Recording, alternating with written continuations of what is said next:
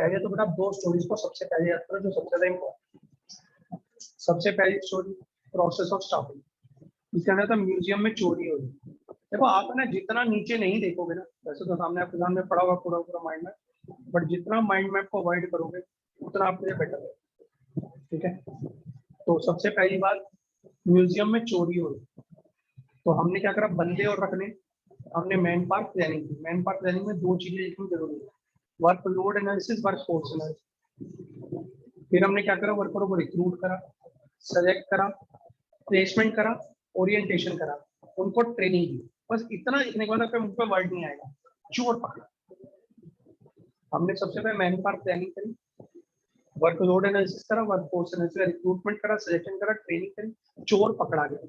अब चोर पकड़ा गया तो हमने उसकी परफॉर्मेंस को क्या करा, अप्रेजल, शाबाशी दी ना उसको जिसने चोर पकड़ा, परफॉर्मेंस अप्रेजल करा, उसको हमने प्रमोशन दिया, उसको कॉम्पनसेशन दिया, सेपरेशन की। Point clear?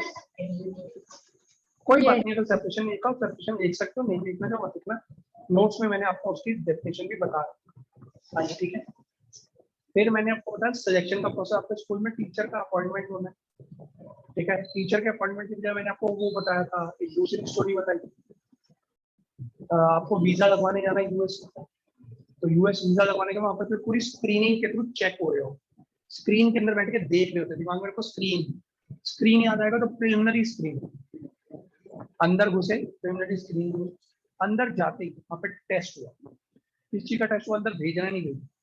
अब वैसे टेस्ट के अंदर यहाँ तो नहीं लिखा, टेस्ट के अंदर आपको बताता है, टेस्ट में फेल होने पर हमें क्या बोलते हैं, पिटाई। तो 5 लेटर बताते हैं पिटाई, PITAI, पिटाई। P for personality test, E for interest test, T for trade test, A for aptitude test और I फॉर इंटेलिजेंस टेस्ट। 5 तरह टेस्ट हुए। जैसे आपका टेस्ट हुआ उसके बाद में आपको क्या क्या आ गया, आपका इंटरव्यू होगा। इंटरव्यू में क्या चेक करा था, आपका बैकग्राउंड और रेफरेंस चेक करा जाता है, ठीक है, और फिर वो डिसीजन ले लेते हैं कि आपको रखना है नहीं रखना, सिलेक्शन डिसीजन कहते हैं। That means deciding whether the worker should be appointed और नॉट, ठीक है, but before that what they से यू, एक मेडिकल चेकअप कराओ। उस मेडिकल चेकअप में अगर आप क्लियर कर जाते हो तो आपको जॉब ऑफर की जाती है। जब जॉब ऑफर की जाती है फिर आप एक्सेप्ट करते हो, साइन होता है, कॉन्ट्रैक्ट साइन। हाँ जी, क्लियर? यस हाँ जी, बता दीजिए, क्लियर? दोबारा सुनो दोनों की दोनों स्टोरीज।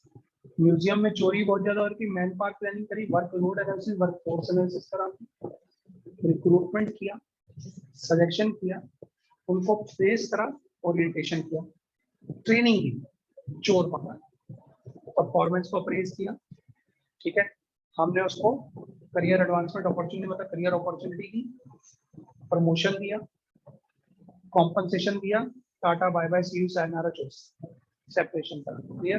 डन।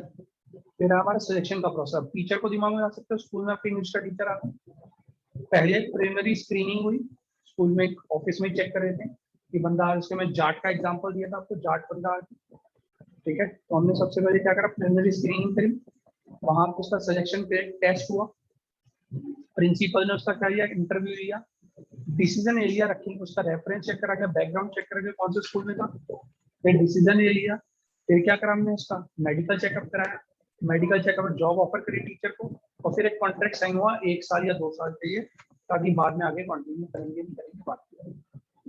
2 प्रोसेस याद होते सबसे ज्यादा जरूरी, क्योंकि सबसे ज्यादा क्वेश्चन इन्हीं से आते, मोस्ट ऑफ द क्वेश्चन। फिर बेटा मैंने आपको बताया था इंटरनल और एक्सटर्नल 2 तरह के रिक्रूटमेंट के सोर्सेज हैं।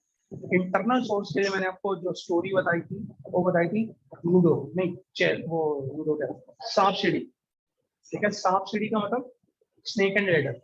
अब स्नेक एंड लैडर की गेम जो है सबसे सस्ती गेम होती है, तो सबसे सिंपल एंड इकोनॉमिकल है, सारी गेम के कंपैरिजन सबसे चीपर है, सिंपल एंड इकोनॉमिकल है, सबसे चीपर है, कोई ट्रेनिंग की जरूरत नहीं होती, no need of training, GT फेंको बस, जीटी ट्रांसफर होती है। चौथा पॉइंट है ट्रांसफर, तो कौन कौन से 4 पॉइंट हो गए, सिंपल एंड इकोनॉमिकल है, चीपर है, कोई ट्रेनिंग की जरूरत नहीं है, ठीक है, और वहां पर जीटी क्या होती है, ट्रांसफर है। अब जब ट्रांसफर होती है जीटी तो क्या आती है, सीढ़ी आती है आपकी, क्या होती है, प्रमोशन हो जाती है, और आपका मेन मोटिव क्या होता है, जीतना। तो छठा पॉइंट है मीन्स ऑफ मोटिवेशन, क्लियर? दोबारा बताऊं, सिंपल एंड इकोनॉमिकल, चीपर, ठीक है, no need of training, GT क्या होती है, सिर्फ ट्रांसफर होती है, सीढ़ी आती है, प्रमोशन हो जाती है, और हमारा मेन मोटिव क्या था, जीतना, मोटिवेशन, 6 पॉइंट। हाँ जी बेटा क्लियर है। तो इसकी स्टोरी का नाम है स्नेक एंड लेडर या सांप सीढ़ी, जो भी आप। इसके बाद में स्नेक एंड लेडर के बाद में बेटा हमारी जो स्टोरी थी, अब इसके डिसएडवांटेज क्या है। इसके डिसएडवांटेज क्या है, डिसएडवांटेज के नाम पे मैंने आपको बताया था कि ये नई ऑर्गेनाइजेशन के लिए सूटेबल नहीं है, ठीक है। फ्रेश टैलेंट नहीं आता, ठीक है।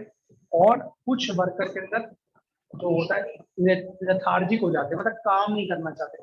वो कहते हैं हमें तो पता है, जैसे मैंने आपको बताया था, आपकी क्लास में कुछ बच्चे इंटेलिजेंट है तो आपको दिमाग में आया तो वही इंटेलिजेंट है, वही रिजल्ट है, हम तो ये करेंगे। तो वर्कर का लेथार्जिक हो जाते हैं, काम करना नहीं चाहते, कहते हमें तो पता, हमारे तो प्रमोशन होनी थी, उसी की होनी है हमेशा, ठीक है। तो लेथार्जिक हो जाते हैं। और यहाँ पर प्रमोशनल एवेन्यूज होते हैं, ट्रांसफर फैसिलिटी होती है, मतलब पता है कि 3 साल बाद तो भाई ट्रांसफर होनी है, या इतने साल बाद तो प्रमोशन, तो हमारे ड्रॉबैक ही है, ठीक है। या फिर अगर इसमें कुछ और एड ऑन करना चाहते हैं तो आप उसके मेरिट्स देखो तो उसके डीमेरिट बन जाएंगे। किसके merit, external source, external source के मेरिट्स।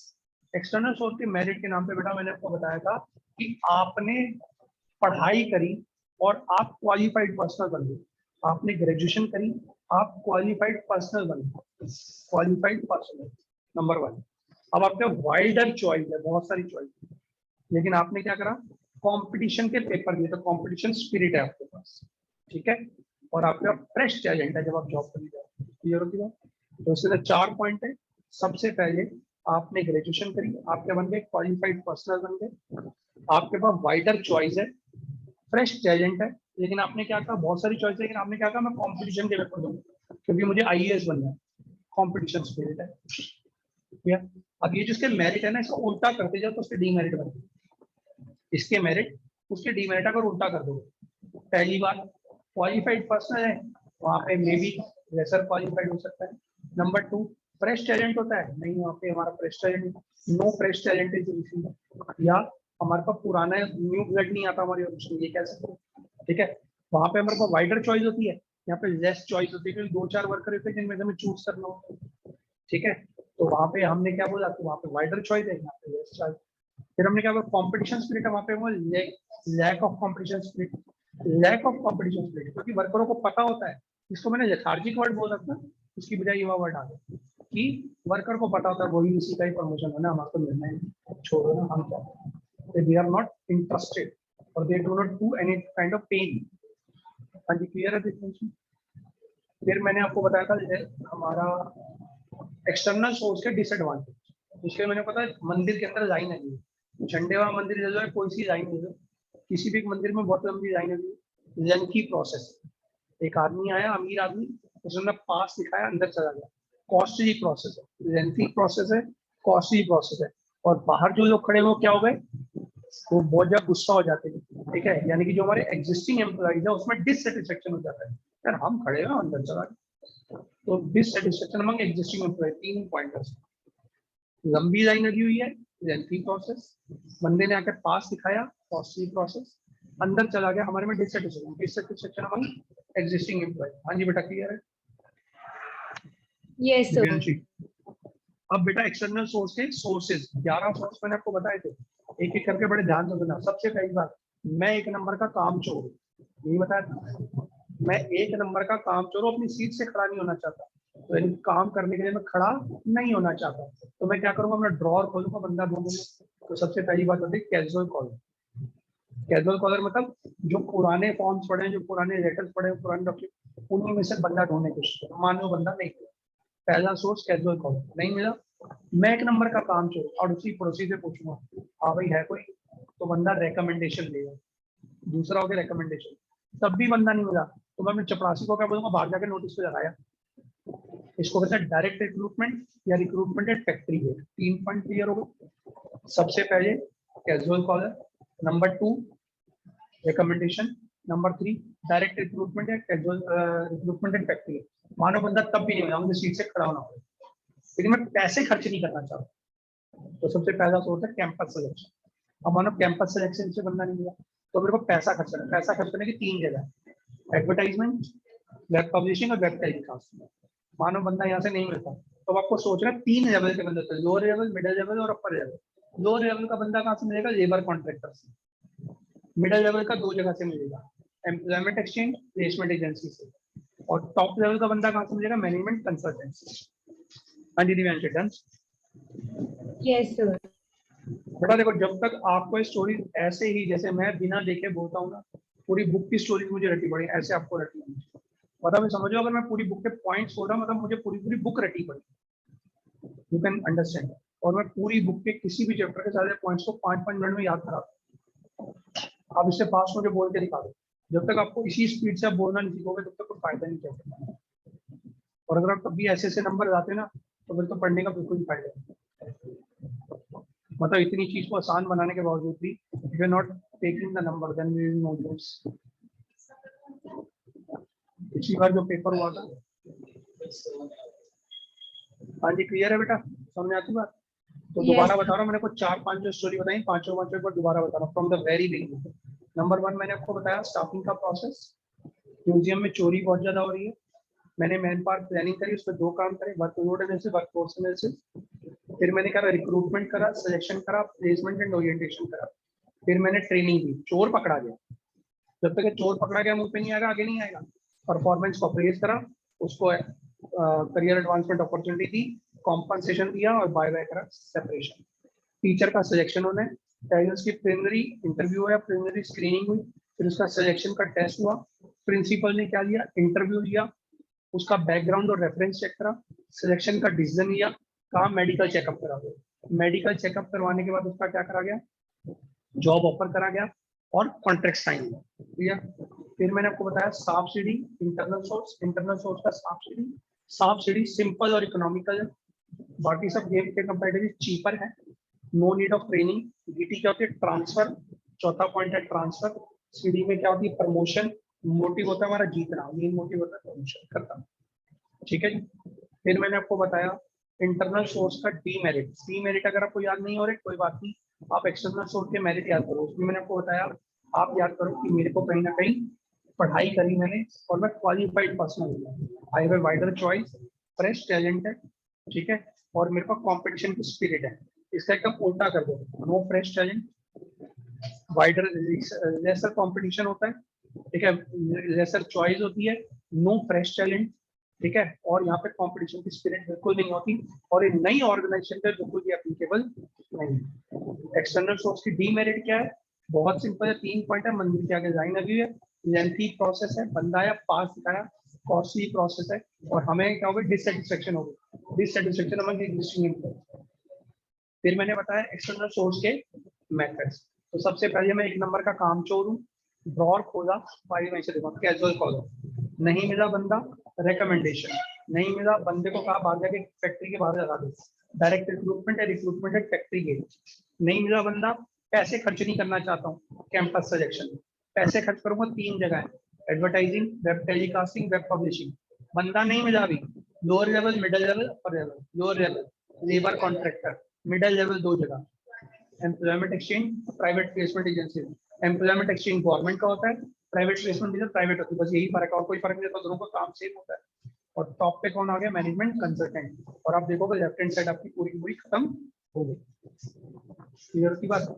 इसके बाद अब आपके पास आती है नेक्स्ट चीज, कौन सी है आपके पास? Importance of training, importance of staffing, importance of staffing. ठीक है, इसके अंदर मैंने आपको बताया था आमिर खान की मूवी धूम 3, ठीक है, जैसे ही धूम 3 आपके दिमाग में आएगी तो आपको क्या दिमाग में लेकर आना है? कुछ ज्यादा ही advance technology, advancement of technology. 2 भाई थे, 2 ही रहेंगे, ना कोई आ सकता है ना जा सकता, उसकी गर्लफ्रेंड को भी आना अलाउड नहीं होगा। तो no overmanning, no under utilisation of manpower, 2 point cover हो गए। एडवांसमेंट ऑफ टेक्नोलॉजी, टेक्नोलॉजी कुछ ज्यादा एडवांस दिखाई गई थी।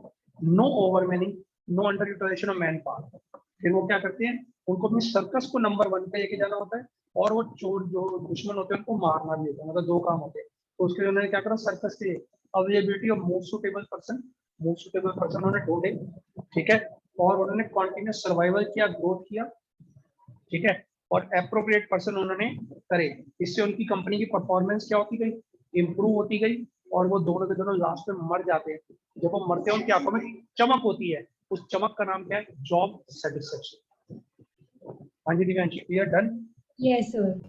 दोबारा बोल रहा हूँ पूरी पूरी स्टोरी। धूम 3 का नाम दिमाग में आते ही क्या आएगा? Advancement of technology. 2 भाई थे, 2 ही रहेंगे, इससे ज्यादा नहीं आएंगे। ना उसकी गर्लफ्रेंड आ सकती है, ना वो छोटा भाई छोड़ के जा सकता है। No overmanning, no under utilisation of manpower. अपनी सर्कस के लिए बेस्ट सुटेबल पर्सन को ढूंढते हैं, availability of most suitable person, जिससे उसकी कंपनी का कॉन्टिन्यूस क्या होता है? कॉन्टिन्यूस सर्वाइवल होता है, ग्रोथ होती है, उनकी परफॉर्मेंस क्या होती जाती है? इंप्रूव होती चली जाती है। और एक समय के बाद दोनों के भाई मर जाते हैं, हाथ खोल के जब वो मरते दिखाते हैं, जिसमें कहते हैं जॉब सेटिस्फेक्शन। That's it. हाँ जी बेटा, क्लियर है? Yes, अब बेटा sir. इसके बाद में आप कहते हैं ट्रेनिंग के मेथड्स। ट्रेनिंग के मेथड में मैंने आपको कुछ नहीं बताया, 3 तरह के ट्रेनिंग मेथड होते हैं। एक मैंने बताया था वेस्टिबुल ट्रेनिंग। वेस्टिबुल ट्रेनिंग के अंदर बिल्कुल वैसा ही एटमॉस्फेयर बनाया जाता है जैसी ऑर्गेनाइजेशन होती है। ये ज्यादातर सोफिस्टिकेटेड, टेक्निकल और न्यू एडवांस मशीनरी को ऑपरेट करने के लिए ऐसा करा जाता है। फिर मैंने बताया 2 चीजें होती है, इंटर्नशिप और अप्रेंटिसशिप। इंटर्नशिप होती है जनरली हमारी एक ऐसी जगह पर जहाँ पर हमारी कंपनी किसी इंस्टीट्यूशन से क्या करती है, कंपनी इंस्टीट्यूशन से क्या करती है? टाई अप करती है, और हमारे वर्करों को वहां पर जो पढ़ने वाले स्टूडेंट्स होते हैं वो कुछ टाइम के लिए वहां पे सीखने जाते हैं। इस केस में कंपनी वर्कर को कुछ पैसे देती है,